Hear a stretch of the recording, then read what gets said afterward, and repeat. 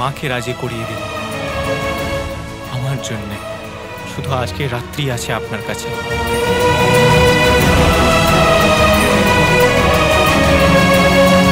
কি ভাবছো কৃষ্ণ?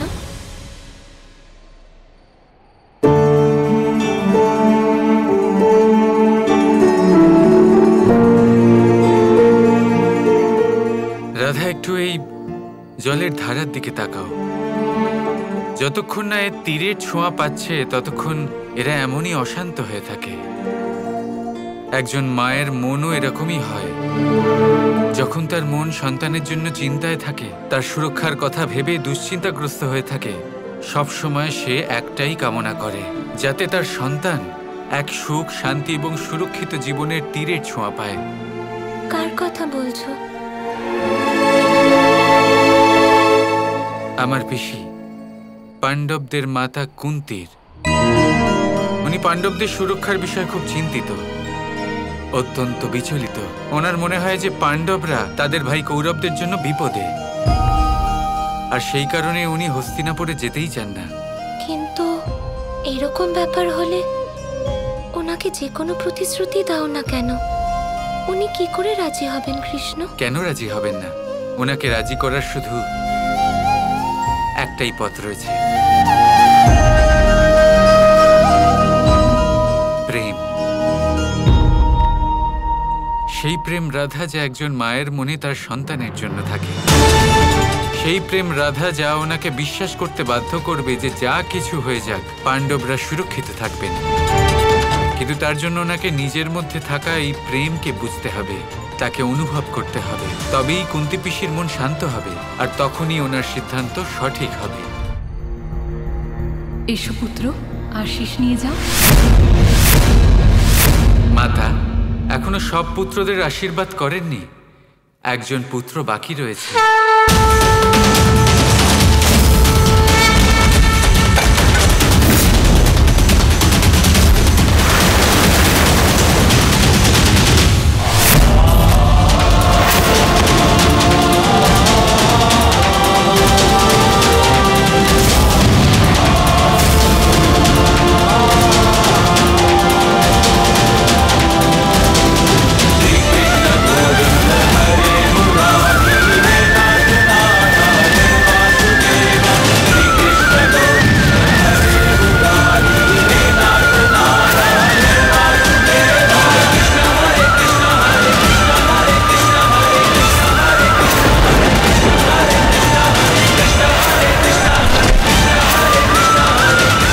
একটু আশীর্বাদ আপনারই পুত্রকেও দিন। আমিও তো আপনারই পুত্র।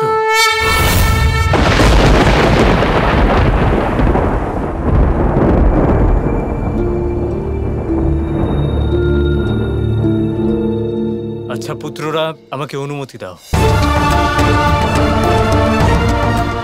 দীর্ঘজীবী হও। আমি আপনারই অপেক্ষা করছিলাম বৌদি। আমার এইটুকু আশা ছিল যে আপনারা সবাই আমার সাথে হস্তিনাপুরে যেতে রাজি হয়ে যাবেন, কিন্তু এবার আমাকে অনুমতি দিন। কোথাও যাবেন না। কৃষ্ণ কোথায়? মা, রাতে তো উনি বটগাছের ওখানে ছিলেন।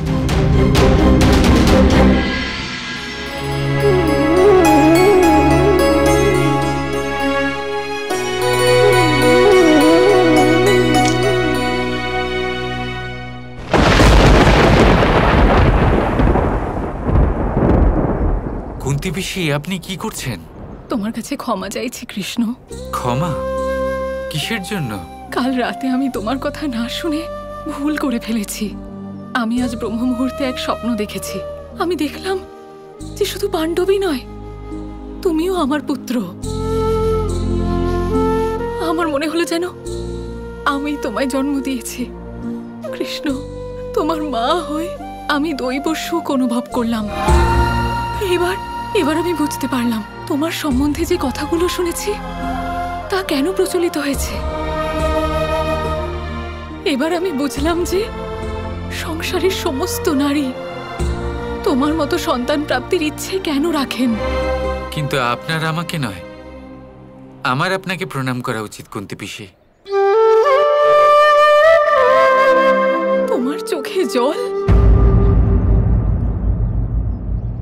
কেন হবে না বলুন? নিজের দায়িত্ব পালন করতে করতে আমি সত্যিই জানি না আমি কবে নিজের দুই মায়ের সাথে দেখা করব, আদৌ দেখা করতে পারবো কিনা।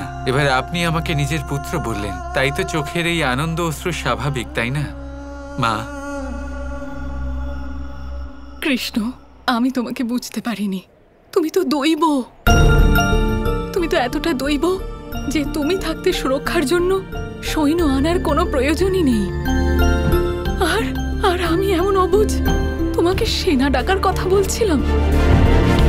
আমার খুব বড় ভুল হয়ে গেছে, কিন্তু এবার আমি জেনে গেছি যে তুমি আমার সন্তানদের বড় দাদার সমান। আমার ভুল হয়ে গেছিল, কিন্তু কৃষ্ণ, এবার আমি তোমাকে কথা দিচ্ছি যে আমার পাণ্ডব সেটাই করবে যেটা কৃষ্ণ বলবে। যদি তুমি বলো সবাইকে হস্তিনাপুরে যেতে, তাহলে ওরা যাবে, কারণ এখন আমার মনে শুধুই কৃষ্ণ আছে, আর কিচ্ছু না।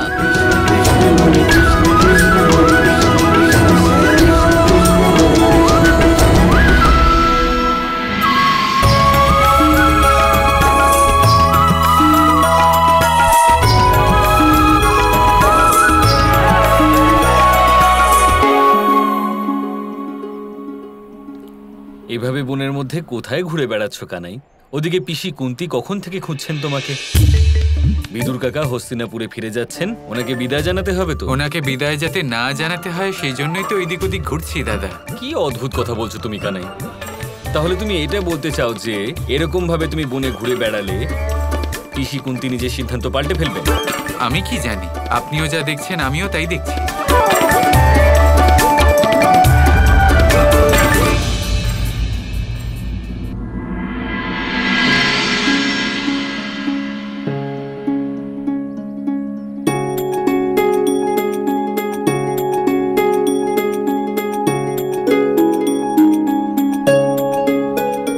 কি হলো পার্থ, তোমার চোখে জল কেন?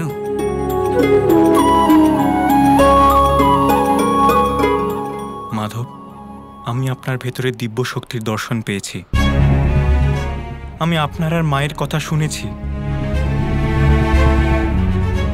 আর সেই অদ্ভুত এবং দিব্য মুহূর্তের সাক্ষী হয়ে আপনার প্রতি মনে সম্মান আর ভক্তিভাব জেগে উঠেছে মাধব। আমি আপনার ভক্তি এবং শক্তিতে অভিভূত হয়ে গেছি। হে মাধব, আপনি আপনার দিব্য শক্তির দ্বারা মায়ের স্বপ্নে ওনার পুত্র হয়ে এসে ওনার নির্ণয় বদলে দিলেন। ওনাকে বিশ্বাস দিয়েছেন যে মাধব তথা কৃষ্ণই শ্রেষ্ঠ, সম্পূর্ণ। কৃষ্ণ সঙ্গে থাকলেই সব সম্ভব। মাধব, সমগ্র সংসারে কেউ আমাদের চিনতে পারেনি, কিন্তু আপনি সর্বদাই জানতেন যে আমরা পাণ্ডব। আপনি আগে থেকেই জানতেন যে স্বয়ম্বরে মল্লযুদ্ধ নয়, ধনুর্বিদ্যার পরীক্ষা দিতে হবে। আপনি আগে থেকেই জানতেন যদি আমরা দুর্যোধনের সেনার সাথে যুদ্ধ করি তাহলে আমরা হস্তিনাপুরে ফিরে যেতে পারবো না। আপনি আগে থেকেই জানতেন যে কাকামণি বিদুর আমাদের নিতে আসবে। আমার মনে হচ্ছে মাধব যে আপনি সবকিছুই জানতেন। আপনি সর্বজ্ঞানী মাধব, জ্ঞানী মাধব, আপনি সর্বজ্ঞানী মাধব।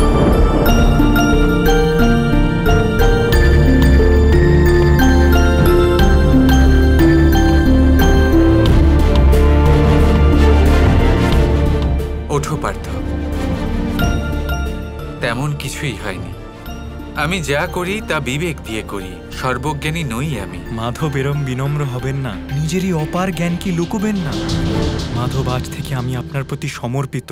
আজ থেকে আমি শ্রী মাধবের ভক্ত হলাম।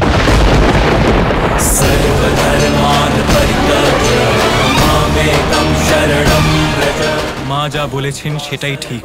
মাধব যা বলবেন তাই হবে। যুদ্ধ, শান্তি, কর্ম অকর্ম, ধর্ম অধর্ম, সব সিদ্ধান্ত আজ থেকে মাধব নেবেন।